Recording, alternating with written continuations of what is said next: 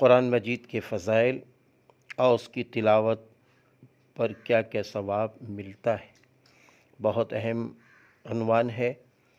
آپ حضرات بڑی توجہ سے پورا سنیں، انشاءاللہ بڑا نفع پہنچے گا۔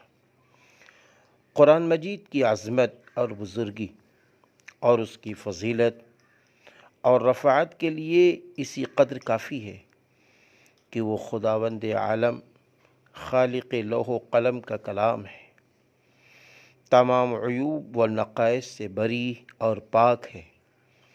فصاحت و بلاغت اس کی تمام عرب نے مان لی۔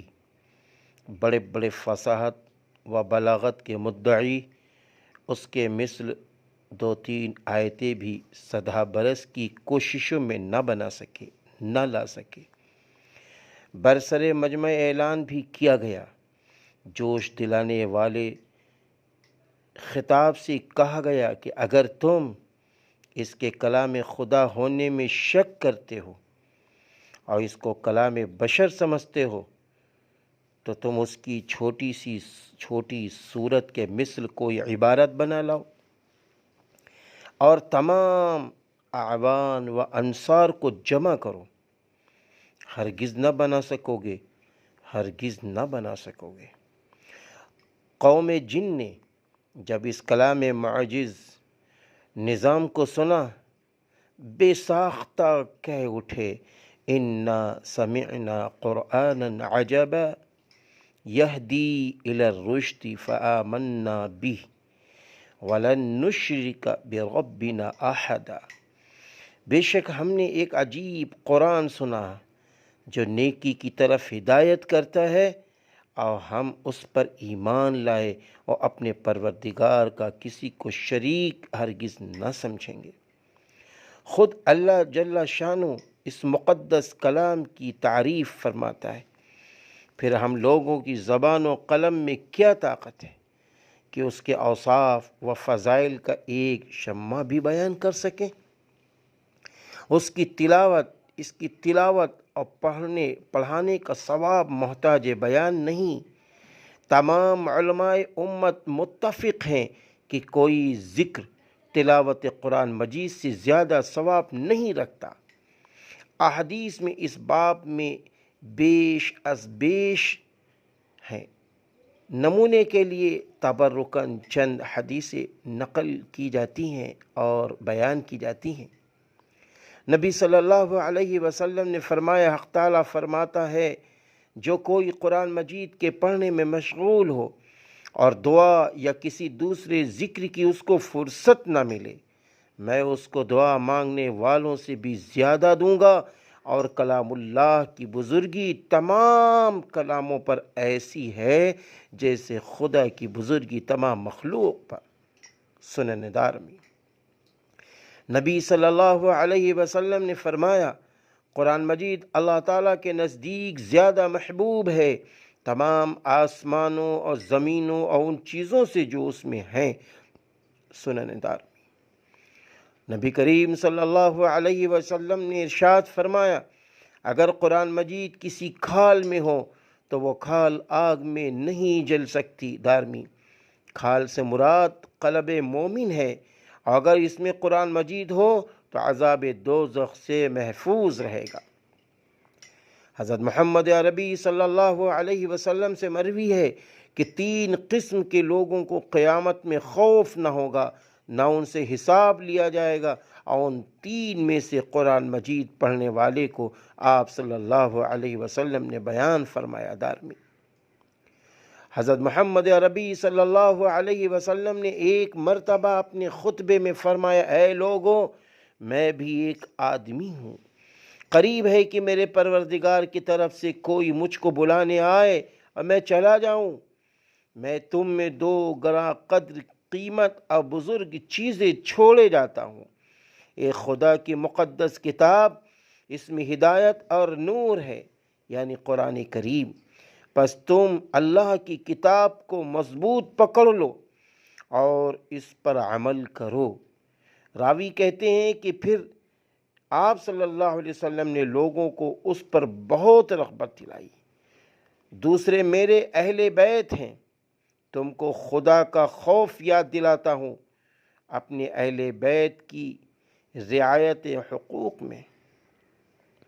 حضرت محمد عربی صلی اللہ علیہ وسلم نے فرمایا کہ ایک کلام اللہ کو چھوڑ کر جا رہا ہوں اور دوسری اپنی حدیث نبوی صلی اللہ علیہ وسلم کو چھوڑ کر جا رہا ہوں۔ قرآن مجید کی تلاوت کے وقت ملائکہ اور رحمت کا نزول ہوتا ہے۔ صحیح بخاری میں اسید بن حضیر رضی اللہ عنہ سے مروی ہے کہ ایک رات کو وہ سورہ بقرہ پڑھ رہے تھے، ان کا گھوڑا قریب ہی بندھا ہوا تھا، وہ بھڑکنے لگا، وہ چپ ہو گئے، گھوڑے کو بھی سکون ہو گیا۔ پھر انہوں نے پڑھنا شروع کیا، پھر اس کی وہی حالت ہوئی، پھر انہوں نے پڑھنا شروع کیا، پھر اس کی وہی حالت ہوئی کہ وہ بھڑکنے لگا۔ تب انہوں نے تلاوت موقوف کر دی، اس خیال سے کہ ان کے صاحبزادے یحییٰ قریب ہی تھے، کہیں گھوڑا زیادہ بھڑکے اور وہ کچل نہ جائے۔ صبح کو یہ واقعہ حضرت محمد عربی صلی اللہ علیہ وسلم کے سامنے عرض کیا۔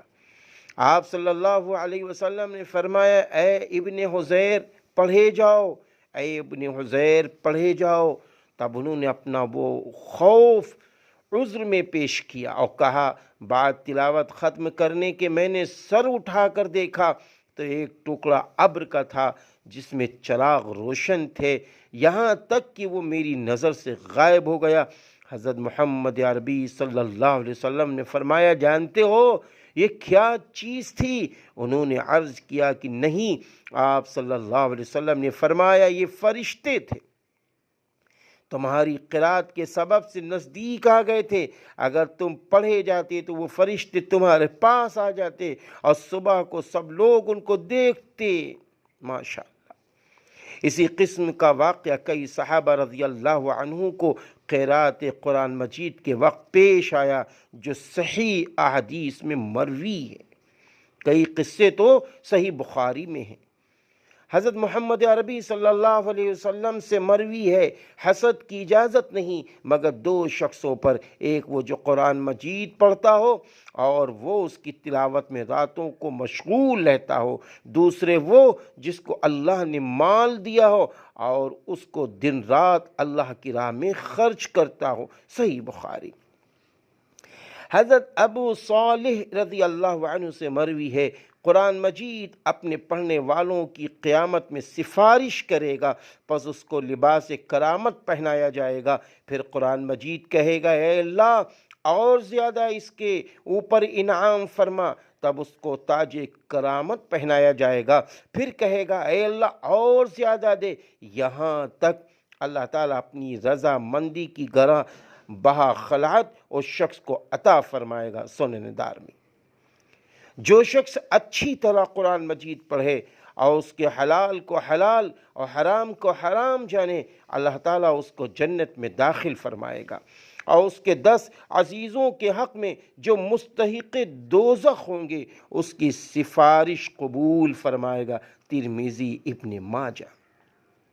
نبی صلی اللہ علیہ وسلم نے فرمایا، قرآن مجید پڑھنے سے ہر حرف کے عوض میں 10 نیکیاں ملتی ہیں۔ میں نہیں کہتا کہ الف لام میم ایک حرف ہے، بلکہ الف ایک حرف ہے، لام ایک حرف ہے، میم ایک حرف ہے۔ سنن دارمی۔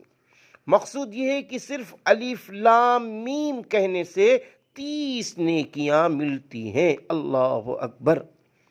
نبی صلی اللہ علیہ وسلم نے فرمایا، تم سب میں بہتر وہ شخص ہے جو قرآن مجید کو پڑھا اور پڑھایا۔ یہ حدیث ابو عبد الرحمن نے حضرت عثمان رضی اللہ عنہ سے سن کر قرآن مجید پڑھانا شروع کیا۔ حضرت عثمان رضی اللہ عنہ کے وقت خلافت سے حجاج کے زمانے تک پڑھاتے رہے اور فرماتے تھے کہ اسی حدیث نے مجھے اس جگہ بٹھلا دیا ہے کہ قرآن پڑھانے میں مشغول ہوں۔ صحیح بخاری، سنن دارمی۔ حضرت ابو ہریرہ رضی اللہ عنہ سے مروی ہے کہ جو شخص اپنے لڑکے کو قرآن کی تعلیم کرتا ہے، حق تعالیٰ اس کو قیامت میں ایک تاج جنت کا پہنائے گا۔ اللہ اکبر۔ तिबरानी। मुआज़ इब्न अनस रज़ी अल्लाह अन्हु से मरवी है कि जो शख्स अच्छी तरह कुरान मजीद पढ़े और उस पर अमल करे, क़यामत के दिन उसके वालिदैन को एक ताज पहनाया जाएगा जिसकी रोशनी आफताब की रोशनी से बदरजा बेहतर होगी। फिर क्या कहना उस शख्स का जिसने पढ़ा और अमल किया। अबू दाऊद। हज़रत अब्दुल्लाह बिन मसऊद रज़ी अल्लाह अन्हु से मरवी है कि ये कुरान अल्लाह का नियामत खाना है, इससे लो जिस कदर ले सको। मेरे नज़दीक उस घर से ज़्यादा बेबरकत कोई मकाम नहीं जिस घर में खुदा की किताब ना हो। बेशक वो दिल जिसमें कुछ भी कुरान ना हो एक वीरान घर है जिसमें कोई रहने वाला नहीं। दारमी। नबी सल्लल्लाहु अलैहि वसल्लम ने फरमाया, जो शख्स कुरान मजीद याद करके भूल जाए वह क़यामत के दिन जज़ामी होगा। सही बुखारी। माअज़ल्लाह, अल्लाह हिफाजत में रखे।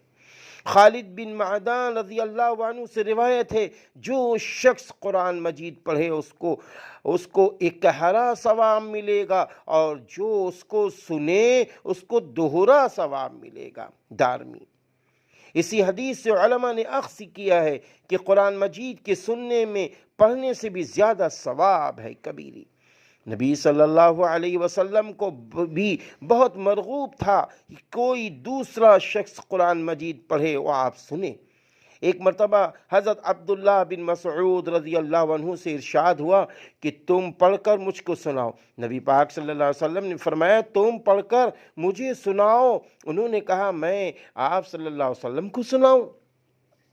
आप सल्लल्लाहु अलैहि वसल्लम ही पर नाजिल हुआ है कुरान। इरशाद हुआ कि मुझे अच्छा मालूम होता है कि किसी दूसरे से सुनूं। हज़रत अब्दुल्लाह बिन मसऊद रज़ी अल्लाह अन्हु ने सूरे निसा पढ़ना शुरू की, यहाँ तक कि इस आयत पर पहुँचे, फ़कैफ़ इज़ा जिअना मिन कुल्लि उम्मतिन बिशहीद व जिअना बिका अला हाउलाइ शहीदा। हज़रत सल्लल्लाहु अलैहि वसल्लम ने फरमाया, बस बस। इब्न मसऊद रज़ी अल्लाह अन्हु फरमाते हैं, मैंने देखा कि आप सल्लल्लाहु अलैहि वसल्लम के चश्मे मुबारक से आंसू बह रहे थे। सही बुखारी, सुनन अबी दाऊद। हज़रत फ़ारूक़ आज़म रज़ी अल्लाह अन्हु जब कभी हज़रत अबू मूसा रज़ी अल्लाह अन्हु को देखते तो फरमाते, ए अबू मूसा, हमको अपने परवरदिगार की याद दिलाओ। वो कुरान पढ़ना शुरू कर देते। दारमी। ये हज़रत अबू मूसा रज़ी अल्लाह अन्हु बहुत खुश आवाज़ थे, कुरान मजीद बहुत अच्छा पढ़ते थे। नबी सल्लल्लाहु अलैहि वसल्लम ने उनके पढ़ने की बहुत तारीफ़ फरमाई। मेरे भाइयों, ये है कुरान मजीद जिसके फ़ज़ाइल मैंने आपके सामने पेश किए और इस पर क्या क्या सवाब मिलता है मैंने आपके सामने पेश किया है।